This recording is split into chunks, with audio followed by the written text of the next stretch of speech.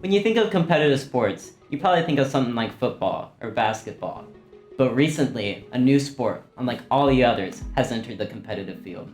Hello, my name is Chief Arsenault, and today I'm going to be talking about why I think our school board should consider revamping and implementing esports into our schools.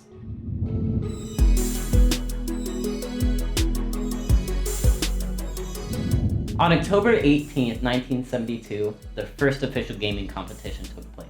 And ever since then, it has blossomed into a multi-billion-dollar industry. So why is it important to have it in our schools? Well, my team and I visited Worthington Kilbourne High School and asked some of the students and faculty what they think about this extracurricular activity. I've met a lot of new friends. They're very nice people, and this organization overall is just a very friendly atmosphere. I made a lot of friends. I found my grades actually went up a little bit just to, stay eligible to play for the team. It's super competitive, but it's also still friendly, and it's not toxic. It's a very nice environment to be around. Nobody's going to judge you for being bad at the game or bad at something. We help to improve that for you. We're the team, you're not by yourself. It's a very welcoming experience. It's heartwarming. This program spans so many different social groups across the high school. There'll be some of these kids in this program that may not be on other sports teams. This might be their first opportunity to compete and to support their school, and so I think represent their school, and I think that's really important. So I think that's the biggest benefit for the kids.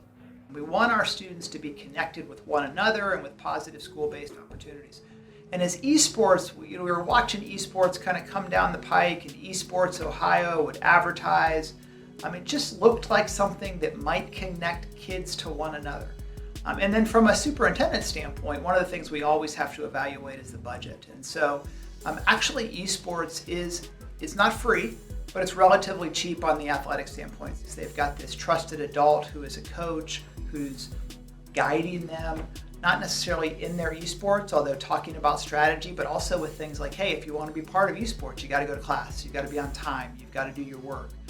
So all the things that we want our students to be part of as they become young adults, and this has just been incredibly positive in that. But it's something that I would recommend. Our students here have had a really positive experience. I think it's hard for people my age, superintendents, school board members to think about, is gaming, is it something that kids should be doing? Should we be supporting that? Is it really like a sport? What I'd say to folks is come watch it. Come watch our students compete. Come talk to our students about their experience. And then very quickly you're like, oh yeah, this makes a lot of sense. So that's what's so great about esports. It brings together a variety of different people into a welcoming and cooperative environment.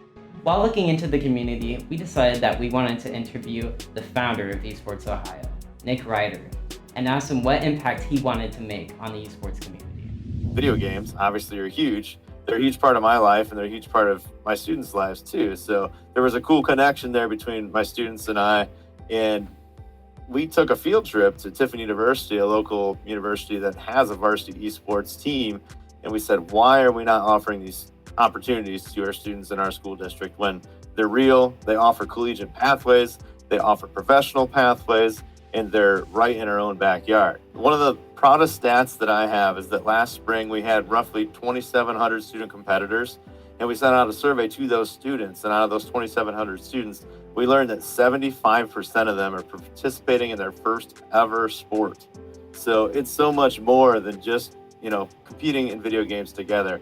We're helping provide opportunities for these students to develop those teamwork skills, communication, collaboration, working together, overcoming adversity, dealing with toxicity and how to overcome that, and creating sportsmanship values that don't exist when you're playing video games by yourself. The pathways are there. You can use video games to help pay for some of your college to get you to that next level. And even if you don't want to go to college, the skills that you learn in here, they're insane. They are your, remote from home, work from home skills. You can shoutcast now for a company that'll hire you to, call plays, to get into a stream, to design graphics, to make art for, Twitch channels.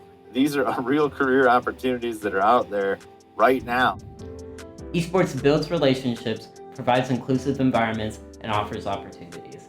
After researching our project, we concluded that there is truly a significantly positive impact on students.